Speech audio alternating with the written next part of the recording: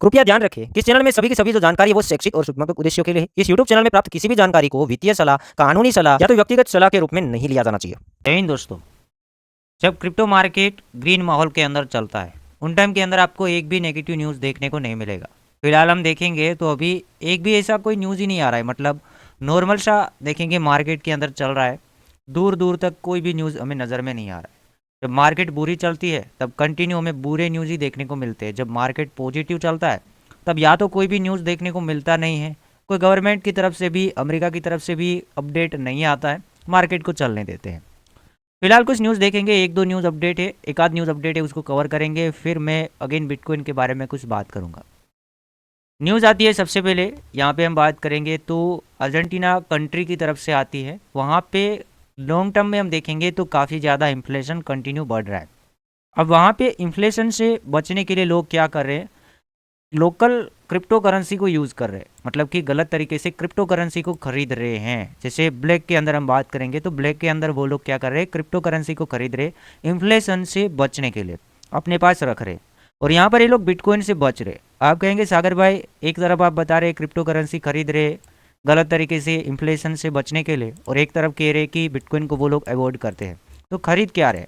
तो वो लोग P2P की मदद से सीक्रेट तरीके से क्रिप्टो एक्सचेंज की मदद से अमेरिकन डॉलर स्टेबल कॉइन, मतलब कि स्टेबल कॉइन खरीद रहे हैं। जैसे यहाँ पर USD, USDT, USDC, ये सभी स्टेबल कॉइन को खरीद रहे हैं और अपनी जो करेंसी है उसको कन्वर्ट करने दे रहे हैं यहाँ पे स्टेबल कॉइन के अंदर।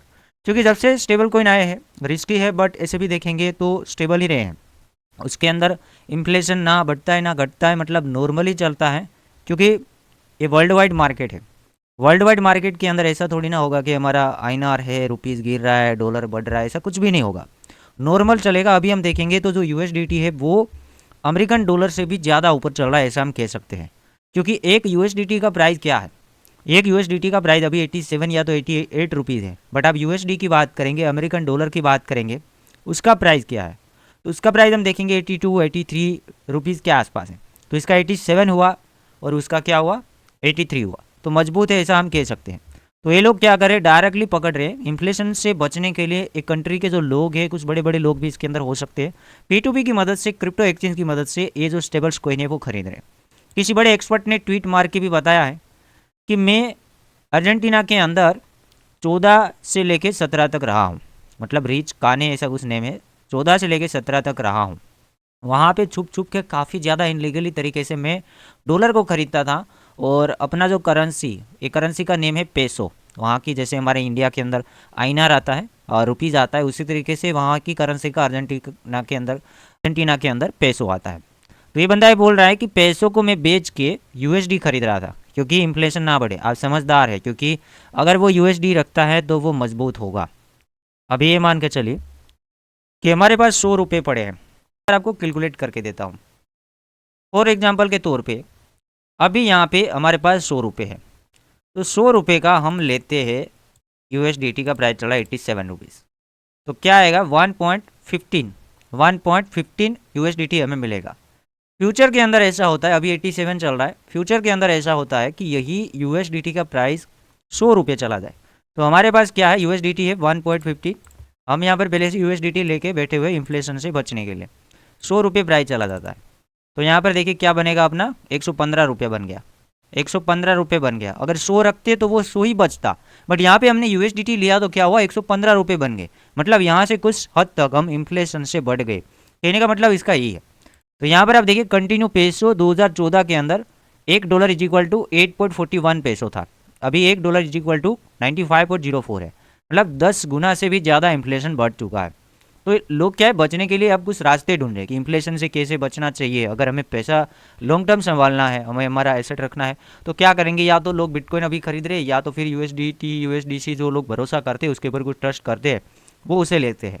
अभी स्टेबल कॉइन में तो मे भी थोड़ा रिस्की है वो, बट बिटकॉइन में देखेंगे तो बिटकॉइन का हिस्ट्री लंबा है, और बिटकॉइन है तो सब है, ऐसा हम कह सकते हैं। तो आपको क्या लगता है कि क्या इसे ऐसा करना चाहिए या नहीं करना चाहिए? क्या इससे लोग इन्फ्लेशन से बच सकते हैं? धीरे धीरे इसका सोल्यूशन आया, जैसे मैंने आपको कैलकुलेशन करके दिया। लोग क्या है कि आसानी से इसको कन्वर्ट कर लेते हैं USDT के अंदर, क्योंकि अब तो हर जगह पे होता है। अब बिटकॉइन के बारे में बात करेंगे। BTC का प्राइस फिलहाल चल रहा है $48,000। तो बिटकॉइन के अंदर देखेंगे, बिटकॉइन के अंदर कंटिन्यू रैली आ रहा है। जब यहाँ पे मैं बात करूँगा दिसंबर 2022 के अंदर से कंटिन्यू बीटीसी $15,000 से $48,000 तक पहुँच गया है। ज़्यादा रैली यहाँ से आया है, जो कि 25 सितंबर 2023 को यहाँ पर ब्लैक रॉक, फिडेलिटी, इन्वेस्को जैसी बड़ी बड़ी कंपनियाँ स्पॉट बिटकॉइन ETF को फाइलिंग करती है। आगे जाके वो अप्रूव हो जाता है तो मार्केट के अंदर रैली हमें कंटिन्यू देखने को मिलती है। अभी जो मार्केट है एक रेजिस्टेंस फेस कर रही है, जो कि $48,000 से लेके $52,000 के बीच में रेजिस्टेंस है। और ये रेजिस्टेंस कोई छोटी मोटी रेजिस्टेंस नहीं है, इतनी आसानी से मुझे नहीं लगता कि टूटेगी, क्योंकि इससे पहले भी 2022 मार्च महीने की बात करेंगे, जब ये रेजिस्टेंस ब्रेक डाउन हुई थी, रीटेस्ट करके बहुत लंबा खेल हमने देखा है। मतलब लंबा की बात करेंगे तो $48,000 से मार्केट 15 तक गई है वीकली टाइम फ्रेम के अंदर।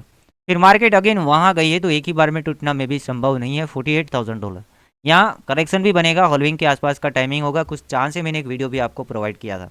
बाकी आप यहाँ पे नज़र रख सकते हैं, जब तक 51 52 से ऊपर नहीं जाता तब तक आपको बहुत सारे मौके मिलेंगे कि यहाँ से आप ट्रेड इस तरीके से करें।